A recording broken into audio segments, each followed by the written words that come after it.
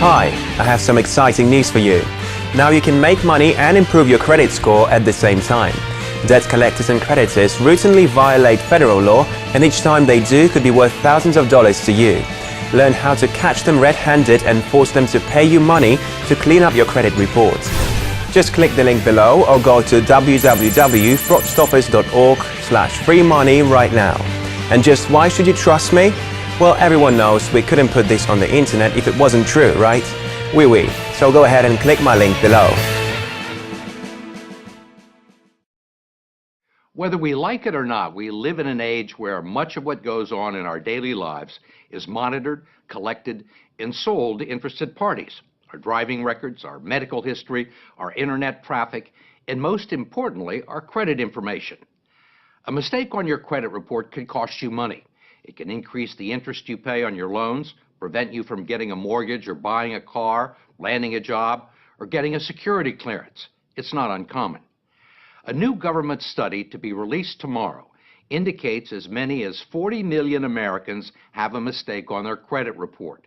20 million have significant mistakes. And our own investigation of the credit reporting industry shows that those mistakes can be nearly impossible to get removed from your record. The story will continue in a moment.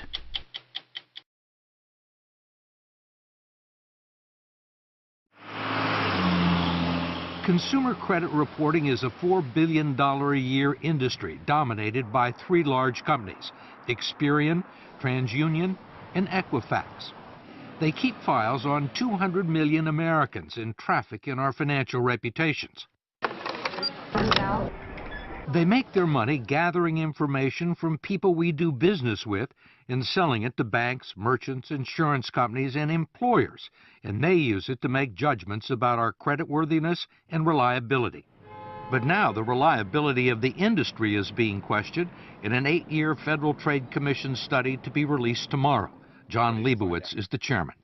Here's what we found. Some pretty troubling information. 1 out of 5 Americans has an error on their credit report. And 1 out of 10 has an error on their credit report that might lower their credit score. I'm trying to think of another industry where a 20% error rate would be acceptable. That's a pretty high error rate. It's a pretty high error rate. I think the more we look at this and the more the American people know about this, the madder they're going to get. Ohio Attorney General Mike DeWine has opened his own investigation into the credit reporting industry, which for years has blamed mistakes on banks and merchants that provide them with bad information. But DeWine argues the fault lies with the industry for what he says are clear violations of the Fair Credit Reporting Act. Do these companies have a legal responsibility to make sure that the information is accurate? The federal law says that if you believe that there is a mistake, you can go to them and they have an obligation to do a reasonable investigation. They're not doing a reasonable investigation. They're not doing an investigation at all. Every day, DeWine's office fields calls from desperate constituents who can't get the credit reporting agencies to answer their questions or correct mistakes on their report, like paid bills listed as delinquent, closed accounts listed as open, and bad debts that belong to other people with similar names or social security numbers. The problem is not that they make mistakes, it's they won't fix the mistakes. It literally is like this, guy behind the curtain in The Wizard of Oz. You really don't know what he's doing. It really is a secret operation that is so hard to crack. 8 million people a year file disputes about their credit report, which usually requires a visit to the Experian, TransUnion, or Equifax websites. They're primarily designed to sell you premium products, not resolve a dispute, which is what I was trying to do. There's a toll-free number you can call, which is likely to connect you to someone on a faraway continent. Thank you for calling. My name is Kevin. How may I help you? Where are you located? India. India? But regardless of where they are or who you talk to, they won't be much help. Okay, so really, you can't do anything for me. I've just been talking to you for 15 minutes. I mean, the only thing you can do is to tell me to fill it out online. Yes, Mr. Croft. Okay, thank you. Besides the toll-free number, They also give you a post office box address where you can send a letter and documents supporting your claim. In each case, it's extremely unlikely that anyone with the authority to resolve your dispute will ever actually see it.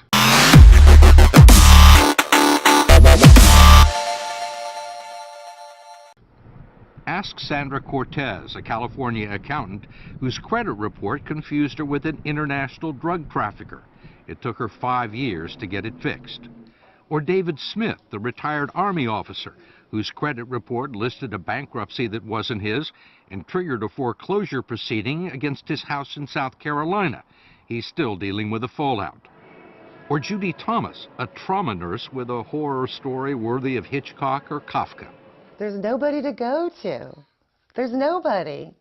You just keep making phone calls and you just keep writing disputes and you keep sending them your social security number and they don't care. Thomas, who manages 2 medical centers near Cleveland, says it all began in 1999 when she went shopping for a new dress and applied for a store credit card to get a 15% discount. She was denied. Was that the first time you'd ever been denied credit? Yes, very first time. Ever? Ever. Ever. But certainly not the last. It became a regular occurrence. The personal credit reports she got from Experian, TransUnion, and Equifax were all clean and without blemish. Yet she kept getting rejected and couldn't find out why. I would get a consumer report and it would look fine. I would go to the bank and they would tell me, oh no, you have all this debt. But no one would tell me what was on there. They wouldn't tell you what the debt No. was?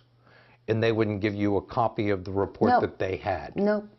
It took Judy Thomas several years to discover what almost no one knows, that the credit reports the agencies send to you are different than the ones they sell to banks, merchants, and mortgage brokers. And she only found that out when a loan officer left her file on his desk and walked out of the room. And what did you see? I saw debt from Utah Medical Center. I saw debt from a veterinarian clinic in Utah. I saw collections for a Judith Kendall. Judith Kendall, not Judy Thomas. Correct. What's going through your mind? What the hell is she doing on my credit report? What the hell is her debt doing on my credit report? You think this would be very simple to get straightened out? You would think. Yeah, you would think. This is my Judy Thomas versus Judith Kendall file.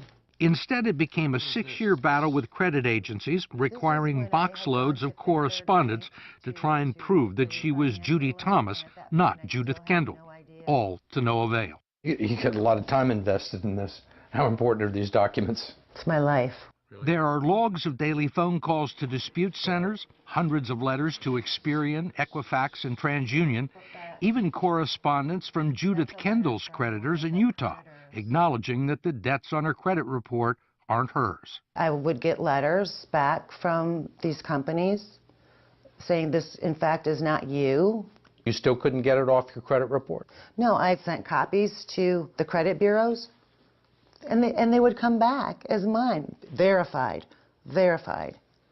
I also hired a local attorney to try and straighten it out. We had everything certified, that this is Judy Thomas, this is where I live. I've never gone by the name of Kendall. I've never even been to Utah, let alone owing a cable company in Utah. And what happened?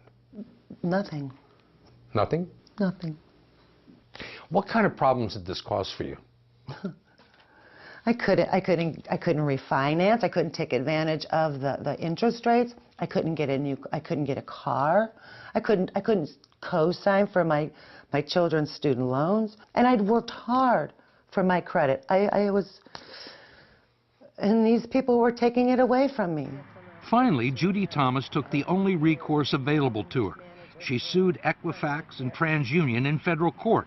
And after a year-long battle, the credit reporting agency settled for an undisclosed sum and promised to clean up her file. Did you think it was going to take a federal lawsuit? Heck no, it just takes a human being going, wow, this isn't Judith Kendall, let me fix this. That's all they had to do. But as we discovered, that almost never happens.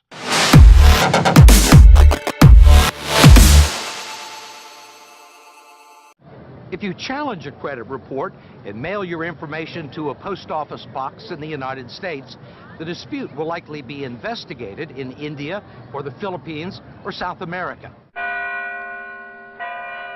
We traveled 5,000 miles to the Chilean capital of Santiago, where we tracked down 3 former Experian employees. Carolina Herrera, Rodolfo Carrasco, and Enzo Valdivia were all dispute agents at Experian's National Consumer Assistance Center, although they say they weren't able to offer consumers much assistance. So if somebody had a problem with their credit report, they would send in a complaint and it would end up with you? Yeah, probably, yeah. So how many of these did you have to do a day? 90. 90, yeah. Did you consider yourself investigators? No, not at all. Did you have any way to investigate these claims? No, we No. didn't. You can call the person. You can't pick up the phone and call them? No. No. Did you have phones? No.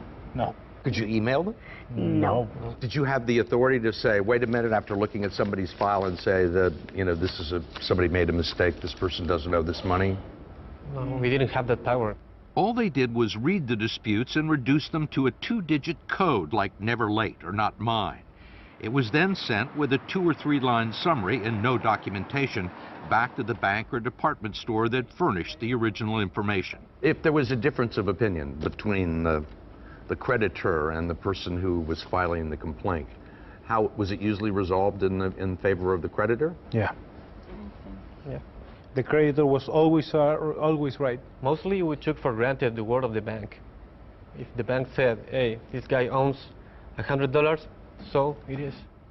None of us have ever interviewed anybody in Chile from Experian, and we've got a federal court ordering them to bring these people forward, and we're still waiting. Much of what's known about the inner workings of the consumer credit agencies come out of lawsuits filed by Len Bennett and Sylvia Goldsmith, who have subpoenaed company records and deposed employees and executives. They say under the current system, there is no way for people like Judy Thomas to get their problem solved. So all these people who take the time to meticulously document a case that the bill isn't theirs or the bill has been paid, that is never seen by anybody? It's not seen by anyone who considers it in determining whether or not information will be removed from a credit report. It's not forwarded on to the person who has the complaint with you? No, it is never forwarded on. Never forwarded on to the creditor. We can get a jury verdict for $1 million. That's chump change to some of these bureaus. They would rather pay a verdict in $1 million than to actually go in and change the policies and procedures that they have, because that's much more expensive to them. I can say this without qualification. The dispute procedures used by the credit reporting agencies, uniformly used, completely fail to comply with the Fair Credit Reporting Act. Courts have found that. The Federal Trade Commission has found that. It's not even a close call. Ohio Attorney General Mike DeWine agreed. I think the industry is a mess, and I think the impact it has on real people is just unconscionable. You think they're breaking the law? I think they're breaking the law. There is no doubt in my mind they are breaking the law. We wanted to talk to Equifax, TransUnion, and Experian, but like most consumers, we were unsuccessful. The agencies referred us to the spokesman for their lobbying group in Washington. He, too, declined our request for an on-camera interview, but did provide a written statement, citing an industry-sponsored survey that showed 95% of its customers were satisfied with the dispute process. The industry maintains it's in compliance with federal law.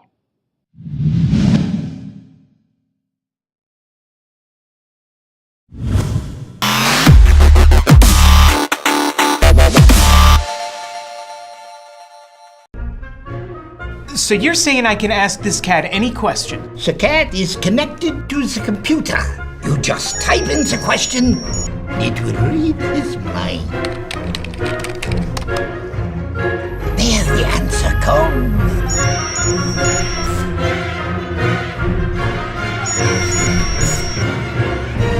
You're the man! I've been looking for this for weeks.